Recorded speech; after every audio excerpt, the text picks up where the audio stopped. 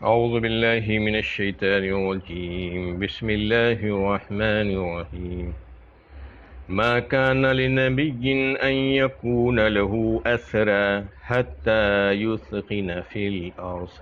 تريدون عرض الدنيا والله يريد الآخرة والله عزيز حكيم۔ کسی نبی کے لیے سزاوار نہیں ہے کہ اس کے پاس قیدی ہو جب تک کہ وہ زمین میں غلبہ حاصل نہ کر لے۔ تم لوگ دنیا کے فائدے چاہتے ہو اور اللہ تعالیٰ تمہارے لیے آخرت چاہتا ہے۔ اللہ غالب ہے، حکمت والا ہے۔ یہ سورہ انفال کی 66 نمبر کی آیت ہے۔ اس میں جنگ بدر اور اس کے مال غنیمت کے تعلق سے بحث ہوئی ہے۔ اصل میں جنگ بدر میں 70 کافر مارے گئے اور 70 ہی قیدی بنا لیے گئے۔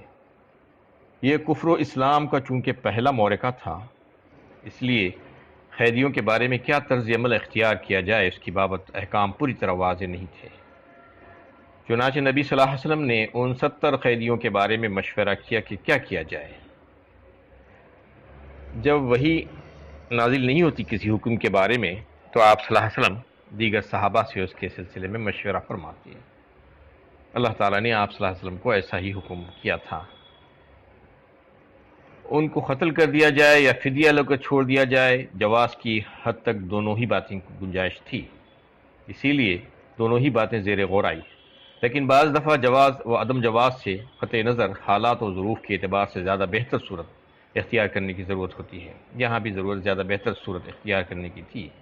لیکن جواز کو سامنے رکھتے ہوئے کم تر صورت اختیار کر لی گئی، جس پہ اللہ تعالیٰ کی طرف سے عتاب نازل ہوا۔ مشورے میں حضرت عمر رضی اللہ تعالیٰ عنہ وغیرہ نے یہ مشورہ دیا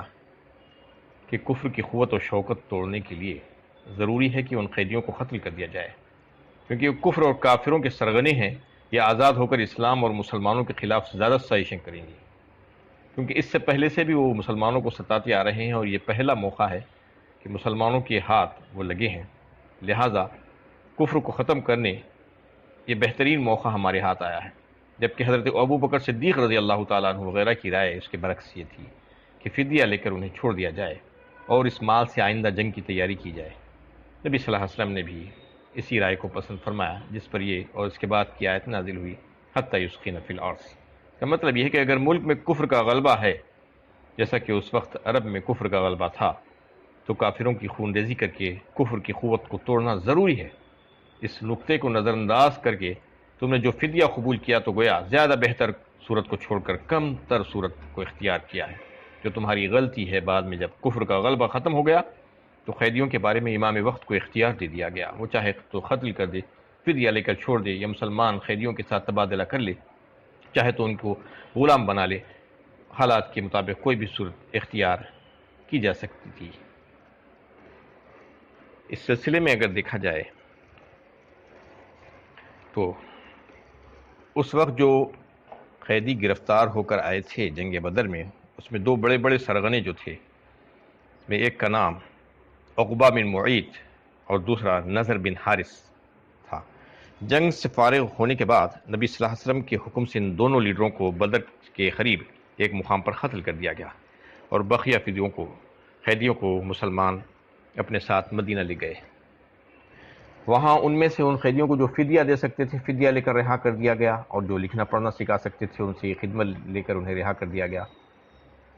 بقیہ قیدیوں کی رہائی بلا معاوضہ عمل میں آئی۔ اس واقعے کا جو پہلو نامناسب تھا وہ یہ کہ دشمن کا اچھی طرح صفایا کرنے کے بجائے انہوں نے گرفتار کرنے کا سلسلہ شروع کیا، جس میں یہ ذہن کام کر رہا تھا کہ ان سے فدیے میں اچھی خاصی رقم وصول ہو جائے گی۔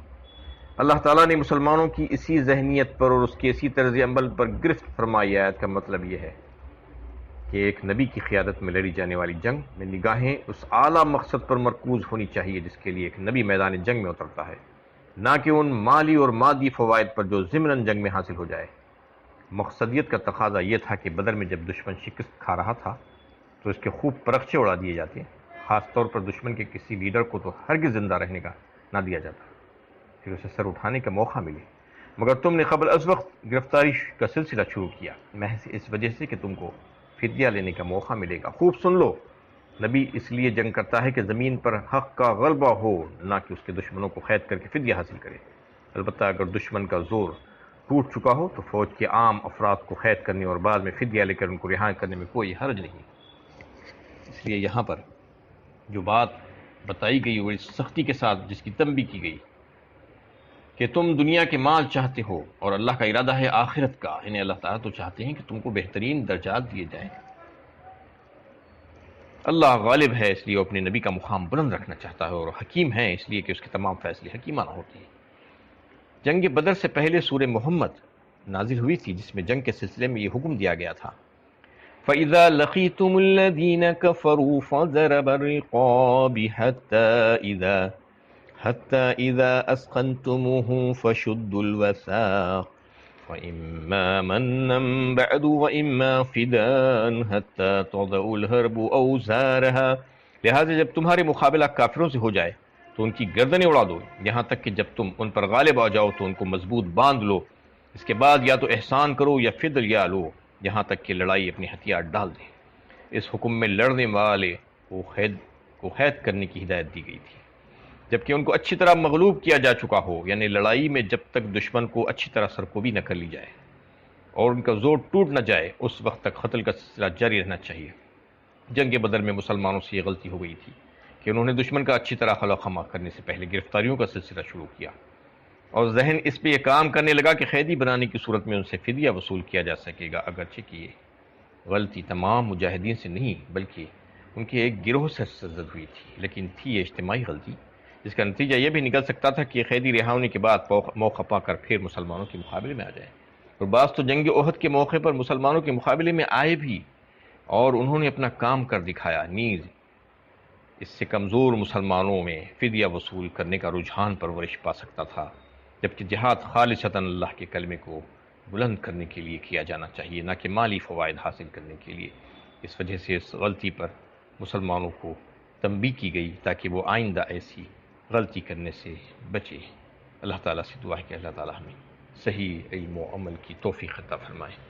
وآخر دعوانا الحمدللہ رب العالمین۔